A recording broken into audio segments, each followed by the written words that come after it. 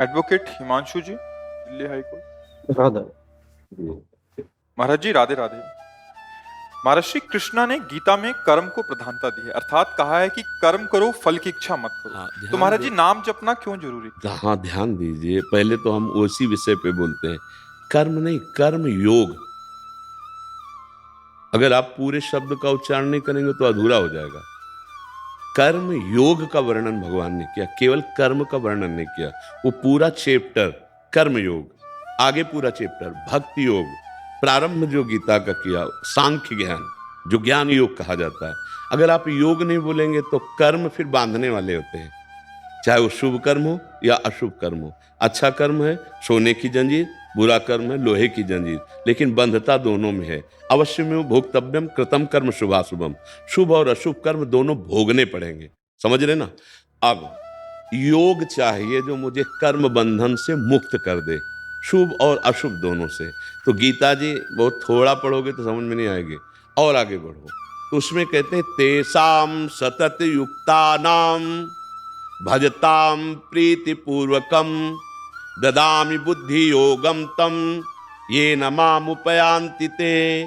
जो मेरा सतत भजन करता है, नाम जप करता है, मेरा चिंतन करता है, मेरी सेवा करता, मन मना भो मद भक्तो माद्याजी माम नमस्कुरु, तो मैं योग प्रदान कर देता हूं। अब कर्म नहीं रह गया, अब कर्म योग बन गया। कर्म योग बन गया तो उसने विध्वंस कर दिया संचित कर्मों को। फलाकांक्षा रहित होने के बाद उसके हृदय में अद्भुत प्रेमानंद, कर्तृत्व भाव का लीन हो जाना, जीवन मुक्त महापुरुष हो जाना।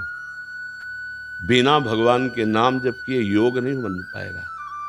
मामनिस्मर युद्ध च, गीता जी से ही मेरा स्मरण करते हुए कर्तव्य कर्म कर।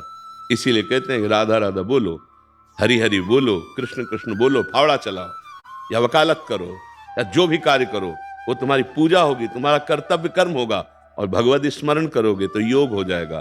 कर्म योग हो गया तो भगवत प्राप्ति हो जाएगी। कर्म अकेले हुआ तो बार बार दुर्गति, बार बार लोक लोकांतर के सुखों का शुभों का भोग, लेकिन पुण्य छिड़े मृत्यु लोके विसंति, काम तो बना नहीं। आपको समझ में आ रहा है? इसलिए नाम जपना अत्यंत आवश्यक है। बिना नाम जप किए योग नहीं हो सकता। कर्म होगा, कर्म दो प्रकार के, शुभ और अशुभ, उनका फल अवश्य भोगना पड़ेगा। गीता गायक कर रहे हैं अवश्य में भोक्तव्यम। कब तक भोगता रहूंगा? पूरा स्टॉक लगा हुआ, गोदाम लगा हुआ, अनंत जन्म हो चुके हैं और हर कर्म का फल वो हमें भोगना पड़ेगा। तो अब क्या करें? उसमें आग लगनी चाहिए गोदाम में। जो हमारे संचित कर्म है वो नाम जप से होगा। जो क्रियमाण है, हमारी बुद्धि शुद्ध हो कि हम कौन से कर्म करें जिससे हमारा मंगल होगा, वो बुद्धि नाम जप से होगी। इसीलिए कहते हैं नाम जप करो। बहुत शोध के बोलते हैं, ऐसा थोड़ी मनमानी बोलते हैं।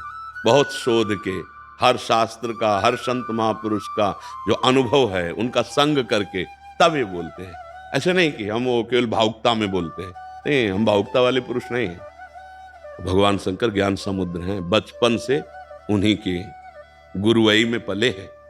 तो इसलिए बहुत शोध करके यहाँ कोई भी बात मिलेगी तो केवल कोई भावुकता की नहीं होगी कि अंधविश्वास में बोलते चले जा रहे। नहीं, जिसका स्वाद नहीं लिया वो बात नहीं तुम्हें बोलेंगे, और जिसका स्वाद लिया तो छाती ठोक के कहते ऐसा करो, और तुम्हें स्वाद ना जाए तो मुझे बता देना।